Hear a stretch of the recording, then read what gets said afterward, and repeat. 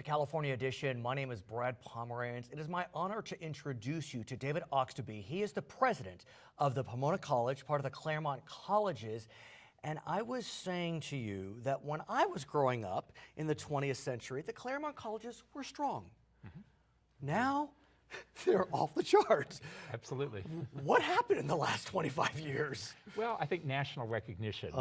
U.S. News, although we criticize their rankings, Pomona has been near the top for many years. People look at that. We were discovered first the rest of the country and now internationally. And the other Claremont colleges, we move together. I think we strengthen each other and we move together. And if you think about the kind of classic, traditional liberal arts college, you're always thinking about what's going on the East Coast. It's the New England Liberal Arts College. But the reality is, people are looking at liberal arts colleges elsewhere, and that's where the Pomona College comes in. Absolutely. Well, Pomona College is 1887 founding. We were founded as a college of the New England type. So in fact, we were modeled a bit on the Amherst and Swarthmores and Williams from New England. So let's talk about liberal arts education and liberal arts colleges. What exactly is a liberal arts education? A liberal arts education is a broad education. Students go deep in one area and then they go broad in many areas. So they will study some humanities and arts and social sciences and mathematics, all of those areas, and they will go deep in one area.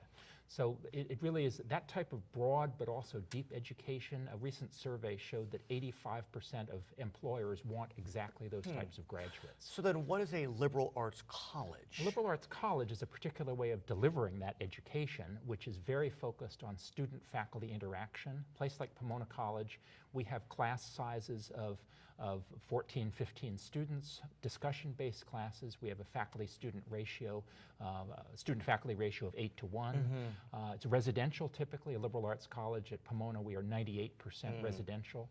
So it's a small community, small college, small classes, close interaction between faculty and students. So aside from the college aspect of it, if one goes to UCLA or Berkeley or Stanford, are they getting a liberal arts education? I think that would be a stretch to say. Okay. That. If you're sitting in a lecture classroom, and I was a graduate student at Berkeley. Right, okay. If you're sitting in a classroom with 500 students and the professor's up there in front giving a lecture, maybe a very good lecture, but you're learning from graduate student teaching assistants. I wouldn't say it's so almost the same by type of definition, education. when you're thinking about liberal arts education, you're thinking about the smaller institutions. I think you are. Now, it's interesting because there seems to be kind of a dual pressure when you look at children as they proceed to college. I have nieces and nephews that are in that stage. My daughters are a little younger. And on the one hand, they want that kind of depth with some breadth, but then they want the big school. And so how do you kind of combine those two desires? Well, actually, I would say in Claremont, we have the advantages of both Well worlds. stated, right. Because Pomona is small, 1,600 students. Claremont colleges together, a group of 5 undergraduate, 2 graduate schools, we are like a small university. Right. So we have the resources, the opportunities, the clubs. Students can eat at 5 different dining halls. So between the 5, about 6,000 students would Yes, be about right? over 6,000, including graduate students. I mean, that's a real number. Exactly. I mean, that's a like real size. like a university. Right? At the same time, there's also 2 competing pressures. One wants to get that breadth of education, wants to foster creativity. We're in that era of creativity. But then you have the competing pressure of STEM, science, technology, engineering, and math. I recently interviewed one of your colleagues, Maria Clave, the president of Harvey Mudd College, which is a STEM institution. And so, you know, I feel that as a father myself. I want my daughters to be, you know, science geniuses, but then I want them to have that creative side. So how do you kind of meet those competing desires when you're looking at liberal arts education and college? Well, I'm glad you're using the word creativity because that's the center of liberal arts education. Creativity is part of it might be the arts, part of it might be the sciences. You can be a creative scientist. I'm a chemist myself. You can be creative in the humanities and the social sciences. So creativity involves stretching the mind, challenging students to do something completely different. If you come in interested in science, why don't you take a dance course? That will really challenge you. President Clave said Indeed. that. We have a wonderful dance program in Claremont. Right. Exactly. Still, though, I think about that acronym, STEM, science, technology, engineering, and math. But then I've learned recently someone added an A and put arts in there, so for STEAM. Right. But really, is STEAM just a cliche and STEM is what it's all about? Well, Steve Jobs has a famous quote where he talks about the intersection of technology and the liberal arts, that's where you get real creativity and you make real advances in a place like Apple. Right. So it's the combination of science, technology, great. If you want to study that, Right. Pomona's a great place to do it. But you can also take courses in studio art, in Right. English and philosophy and so forth. That combination is where you get real creativity. When you look at a school like Pomona, Amherst, Swarthmore, these fine liberal arts institutions that are not dedicated like Harvey Mudd, for example, which is very science-driven, what are you seeing in terms of major selection? Is Well, there a trend?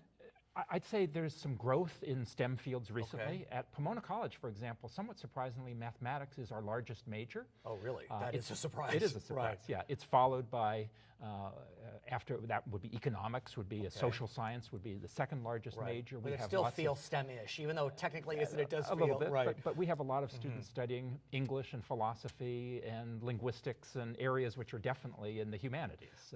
What about those students who look bright, capable, able to get admitted into Pomona College, which means they got some gravitas behind them, but they're just not STEM kids? Oh, absolutely. I mean, but what does that kid do? I mean, you can almost feel lost, like, oh, you know, I'm not the flavor of the month. You know, I'm an English history guy. Right. Well, for example, you might think if you want to work at Google Right. that you should major in math or computer science. But in fact, Google is hiring English majors from Pomona. They're hiring philosophy majors. They're hiring linguistics majors.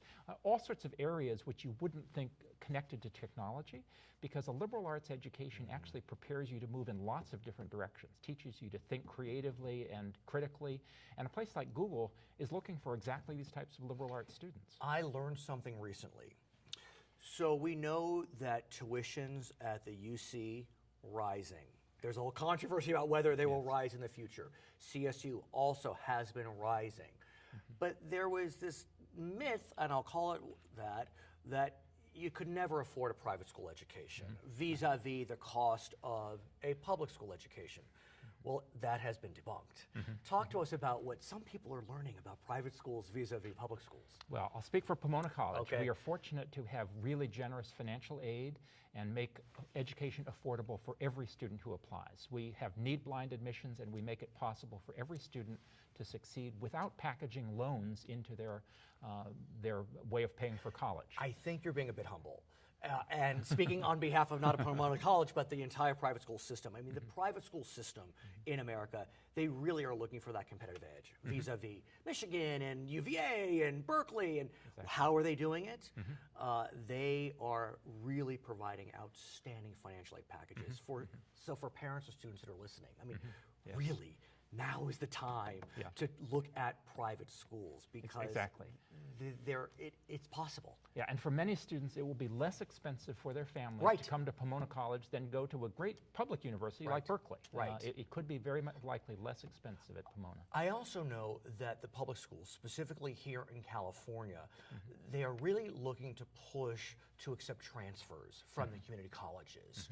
A lot of children, for example, they can't afford whatever school it is, so they'll do 2 years at community college and then move to UC Riverside or whatever it is. Where are private schools on that front in terms of accepting students from community colleges in, for example, California? Different private schools are in different positions. Pomona is just beginning to expand our focus there because there's some great students coming out of community colleges. No doubt. We'd like to get some applicants, so we're just beginning to expand that. Other schools have been doing this for a long time. In our final moments, for those students that are applying to Pomona College right now, what hints do you have for them? Oh. I know you're not on the admissions committee, yes. by the way. But when you're applying to college, be yourself. Don't try to create some persona that isn't you. Be authentic, because if you're applying to Pomona, it will come through. If it's really you, what you write, what people say about you, that's the type of student we're looking for. Someone who's excited, creative. Apply to Pomona. We'd love to see the application. His name is David Oxtoby. He is the president of Pomona College, one of the Claremont colleges. My name is Brad Pomerance. It's California.